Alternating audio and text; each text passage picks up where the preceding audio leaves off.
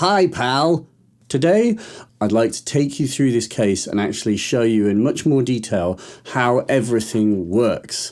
So the way that it works is that I basically have at the heart of the system a tip-top audio, circadian rhythms, and a trigger riot, and Z8000, and a grids. So the circadian rhythms and the trigger riot are actually linked behind the scenes. I'm using the sync bus technology so that when I start the circadian rhythms, the trigger riot starts with it. They're like intrinsically linked. And so I have basically got it set up so that I can program manual rhythms using the circadian rhythms if I wish.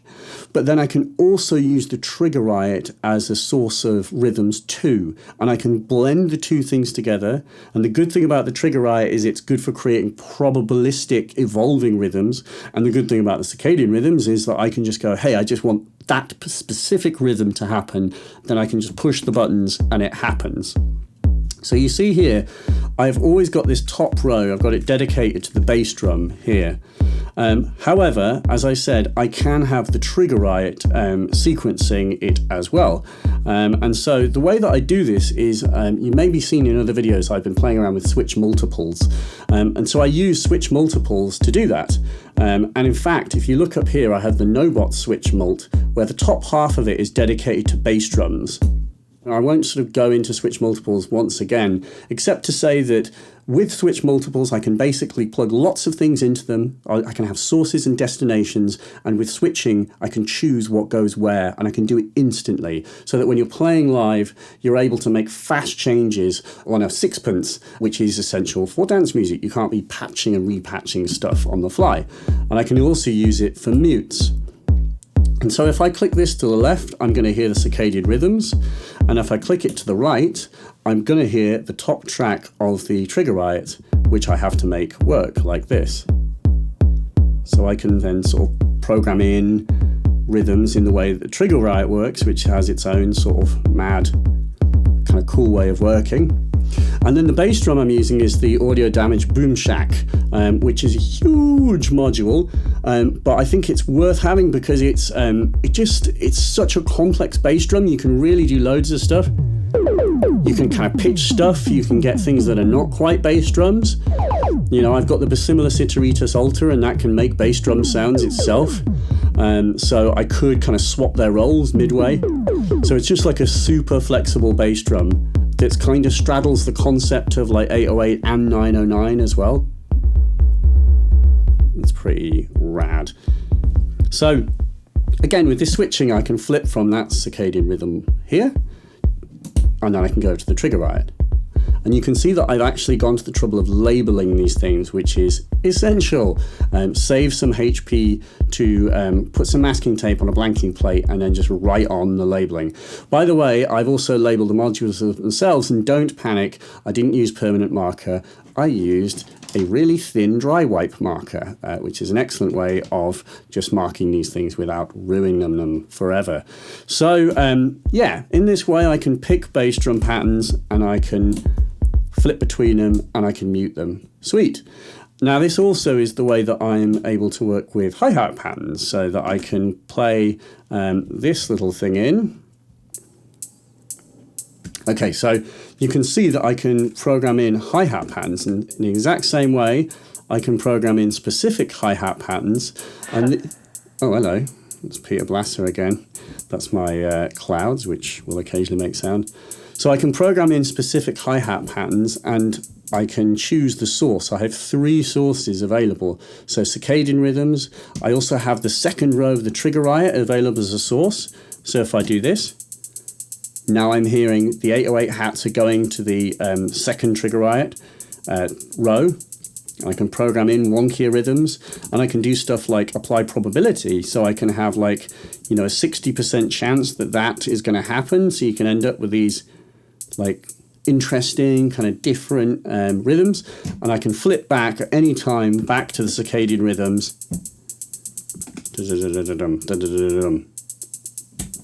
And then flip back to the trigger riot. I also have a third source, which is the third channel of grids, and if I click them all onto the same bus, now the grids is going off to the 808. The nice thing about this is that I can also have my 909 hats going in as well. So I can just do this, and now the grids is controlling the 909 hats. So I can mute that. Now I can have 808, then I can have 909. I can do both at the same time, and I can do clever dick stuff like having the 808 going to the grids and then the circadian rhythms and the trigger riot going to the 909 hats. Do you know what I mean? So you can sort of, you get all these different like combinations you can have, you know, throughout a set. You can flip them. You know, that was one thing I was doing at Cymru Beats, was kind of like just flipping both from one side to the other and stuff, just to see what happened and see how things changed. So it's a really flexible way of doing it, and it's nice, like, you know, the hi-hat pattern, you know, nice to have quick, fast-changing hi-hats. Now, the other thing that I'm doing with the hi-hats is that 808 output goes to Immutable Instruments branches, and I'm using Immutable Instruments branches because what the branches does is it's like kind of a coin toss system. So if I put in the circadian rhythms here, you can hopefully see a little light on the branches. So the branches is lighting up, and it's basically like a gate coin toss. It has one input and it has two outputs. And so that hi-hat pattern, whatever it may be made up of, ends up into branches. And then I've got the A and B outputs going to the closed and open hi-hat. And if I have the branches all the way to the left, I will only hear the closed hi-hat. But if I start to move it to the right at all, every now and then the coin toss will end up being that the closed hi-hat gets heard. Sorry, the open hi-hat. So, and if I have it to the right, it will only be open hi-hats.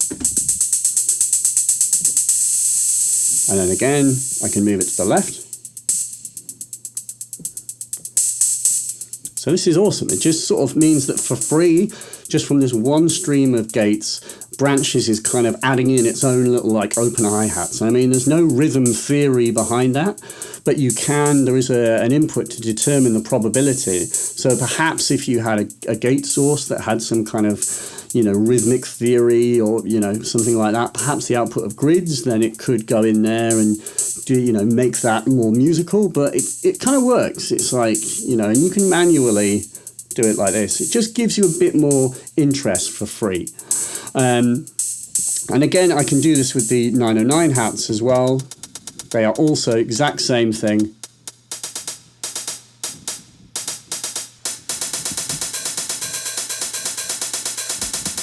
All well and groovy. And then in terms of things like the 909 clap and the maracas, I actually have a very kind of straightforward system. The clap I've literally just got on the mixer, on the circadian rhythms, just because I'm trying to keep things simple, and like with something like the clap, it's just a way of making sense of the rhythms.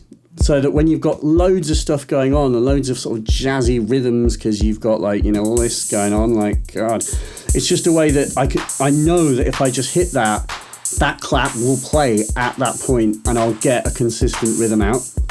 So it's just like adding a bit of consistency. I could make it more complicated if I wanted to, but God, there's enough stuff going on. So it's nice.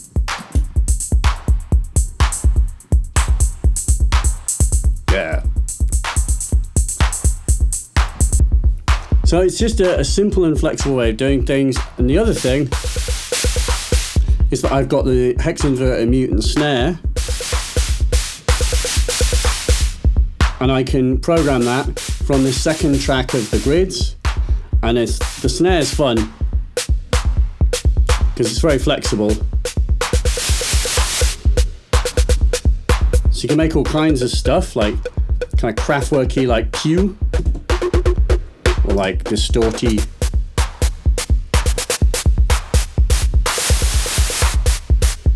And also I can program it from here too.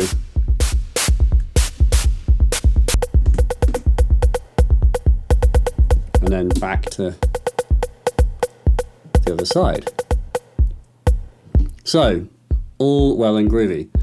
So is that all of our drums? I think that is, yes, that's basically it. So that's the concept of the kind of drum programming, some of the gridsy stuff. And then we should get into voices. So I've got two voices in the system. So the kind of big one down here is I've got a Chemy's Castle and then the Jove filter.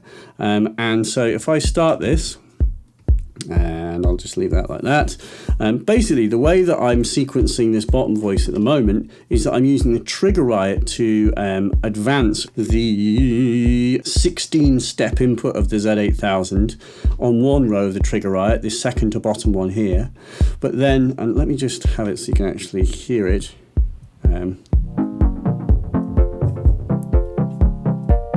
So again, just to be clear, this bottom to second to bottom row of the trigger riot is the sort of clocking source. The nice thing about this is I can have like interesting rhythms advancing the melody, and then that output is being quantized by the ADAC intuitive quantizer, which is a 4-channel quantizer. So I've got both of my sources being quantized to the same pitch, and I can change that pitch.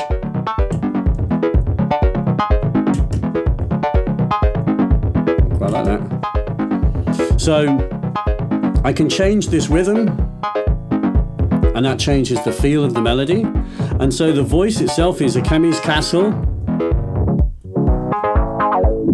and the Jove, which is like wonderfully acid. And it's the pip slope, which is just here, by the way, which is my modulation source coming into CV input 1.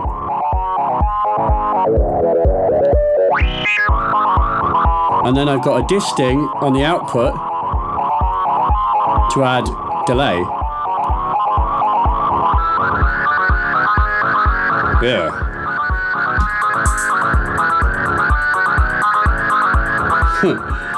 Yeah.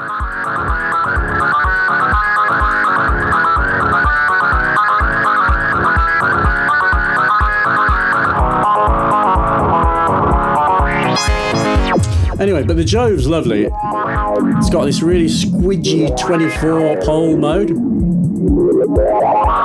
It's got a softer 12 dB per octave mode, and it's got bandpass. And then the other thing that I have with Jove is that I've got a second CV input, and basically I've got a Pamela's workout, which is the new workout, so it's able to output voltages, and I've got a slow LFO sweep going into the second CV input. So what I can do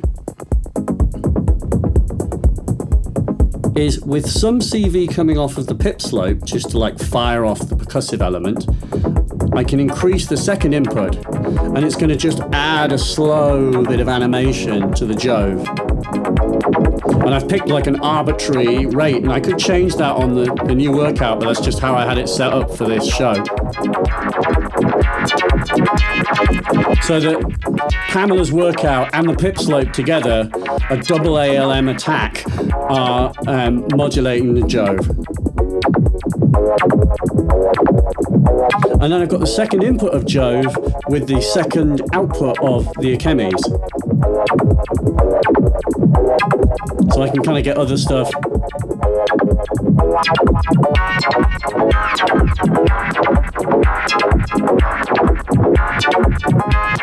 I can blend that in or not.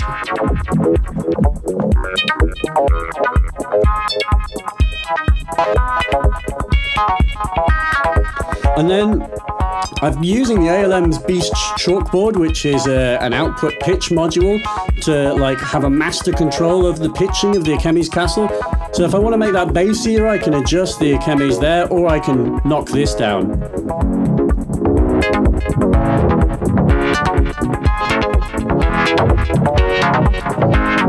So the other thing with the trigger riot is that this second row I've got controlling reset. So at the moment it's a 16-step sequence, but I can use that very bottom row to apply a reset. Now the Z8000 is only going to play, depending on the state of this row, however many notes I determine. So it could be 6, it could be 10.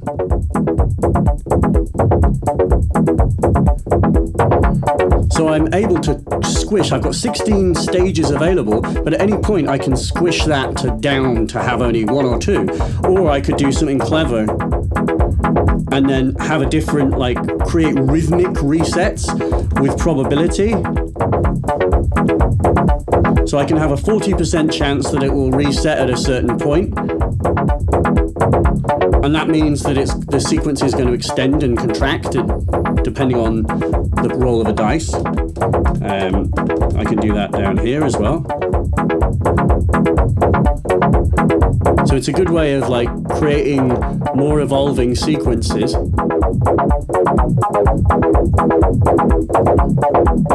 And I can mute this, go back, and then again I can come back to this row here and change the rhythm, and that just instantly changes the feel of the sequence.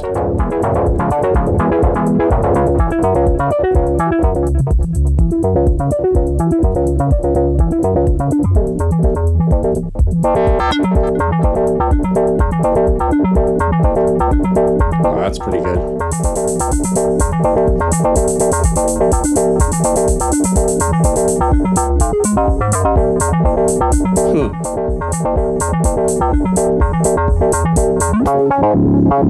So, you see how it's just a very flexible kind of sequencing system.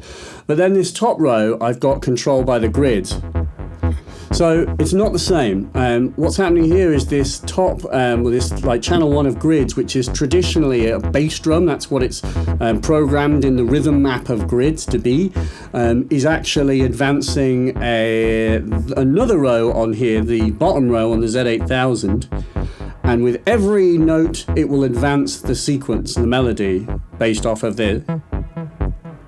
So it's a much simpler kind of system. I don't have like the reset thing going on, but I can just have like different rhythms. And if I just want like a fast like 303 thing, I can just turn that up and just that happens. That was one point during the Cummery Beats gig, I just was like, shit, I need something to happen. And then I can blend in braids with all of its wonderful things. And then I've got the Z2040. And then the pip slope,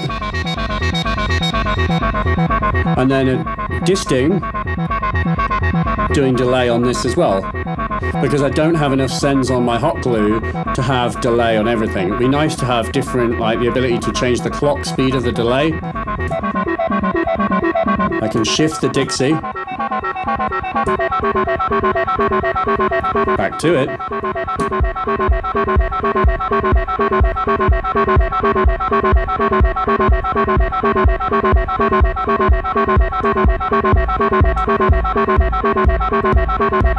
All that.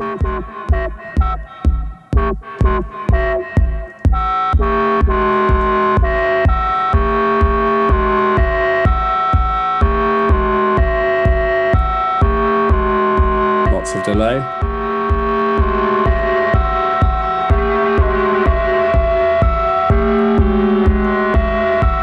That's the fold on braids.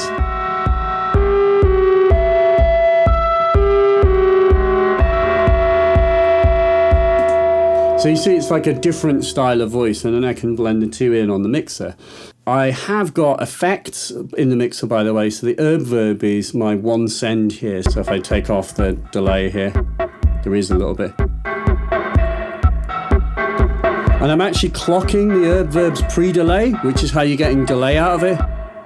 I really like the delay, the pre-delay clock on herb verb.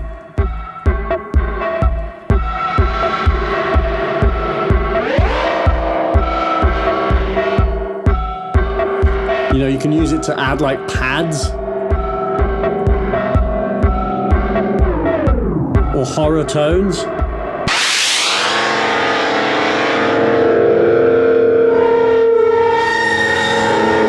I mean,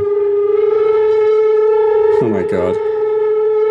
All that stuff, you know. I've seen Surgeon do this live. I'm like, verb. Such a great thing. But yeah, the pre-delay is nice. What you can do is just use like really short, like get rhythmic.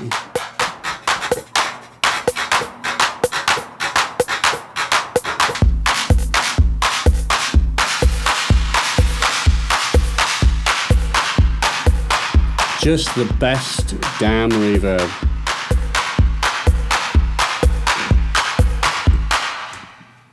That's awesome. So then the other stuff that I've got going on, the kind of icing, are like what I call sort of, you know, spot effects, basically, like which namely is clouds, the one, and Bassimilus. So, you know, with the clouds, the way that I've got it working is that if I just sort of turn this stuff off, if I just play this is basically a trigger that's directly fed into the trigger input of clouds. So if I turn it up on here, what happens is that clouds is like a big sort of, it's, you know, I guess you maybe know about it, but it's an effects unit. The radio music is just playing back samples. So I've got a library of samples in here. And then if you have the density control in the center, whenever you send a trig to the trig input, it will fire a little bit of chop. It will release a little bit of the audio that's being fed into it and then run it through its sound engine. I'm using this in its default mode, by the way. I'm not using any of the funky modes. And I can change the shape and the size. And I can add reverb like this.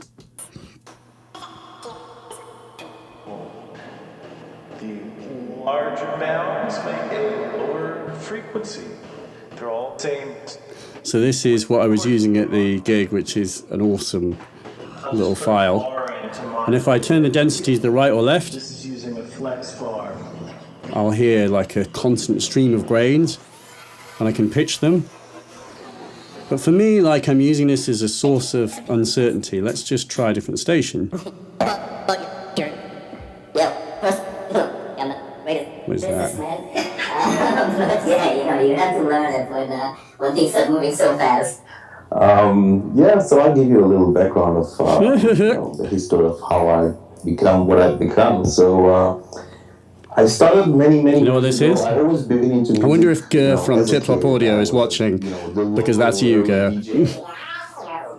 And I always like also mechanical things and electrical things, you know, breaking things apart and checking it out. So I can like rhythmically chop up Gur using his own module. And by the way, this Circadian Rhythms was literally Gur's Circadian Rhythms. Thanks, Gur. I start hearing what's called, everybody this techno, then it was pretty fresh, and that power music was I'll turn the man of techno into techno. my soul, and I just, went into it completely. The samples, I can freeze him. And then I did have somewhere, this voltage is a voltage out of Pamela's workout, which is scrubbing. So you can get rhythmical.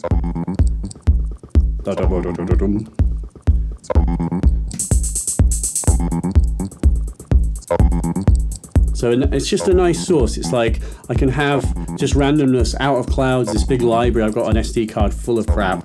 And then I can just sort of use this as a sort of vocal source. And then again, I've got the one, thanks Gur, and the Bassimilus. And the one is a sample playback module.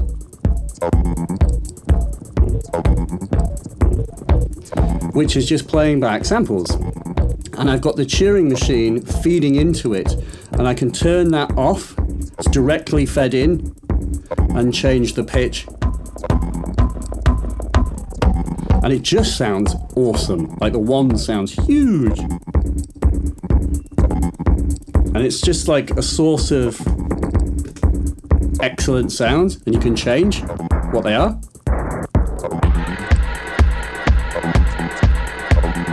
Yeah. And then, so I've got the Turing machine set up so that I can pitch it. Yeah.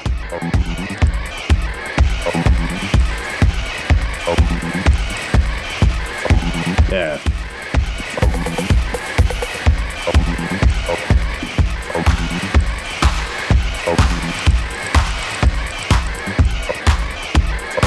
Now we're going.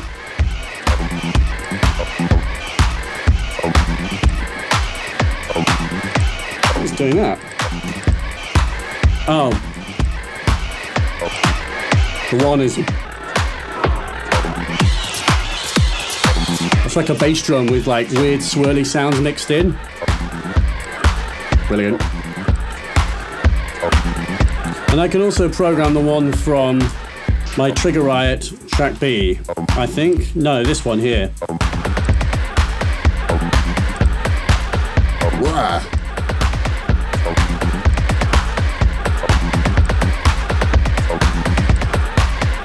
So I've got two sources selectable using a switch mult over here.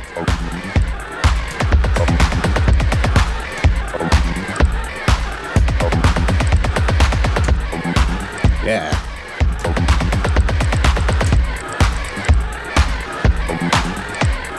Mute. So you get the idea, right? So the one is just amazing. Like, if you're playing and you're just like, I need something to happen, you can just bring that in, fade it in, and there will be some cool ass sample that will just elevate what you're doing. It's like for the HP hit, it's amazing. Like, and it's the kind of thing I think you might write off. You think sample playback, not really what it's about.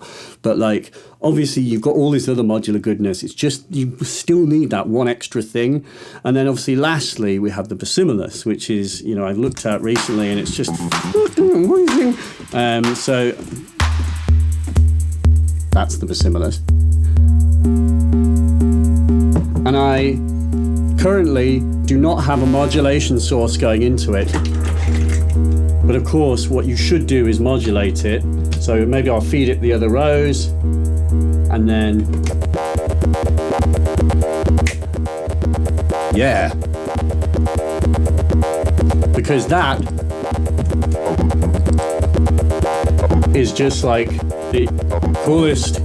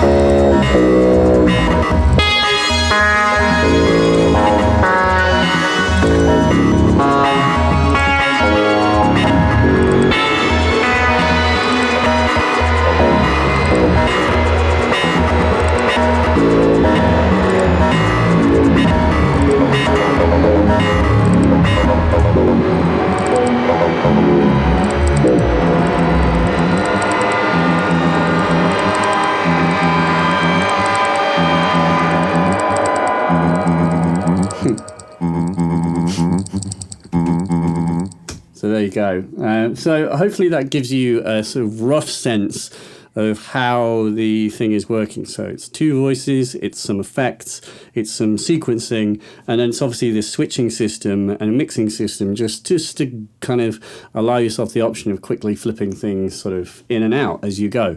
I'll probably change this as time goes on. Inevitably, there'll be other things that will occur to me. There's a few things that I think I might like to change. I think I quite like to decouple the sort of advancing of the sequence here with the gating of it, which is something that Martin Dubka was doing live. I definitely want to try that. But it's a damn good start. So I hope that's inspiring. Any questions, please ask. And thank you. We'll see you next time. Bye.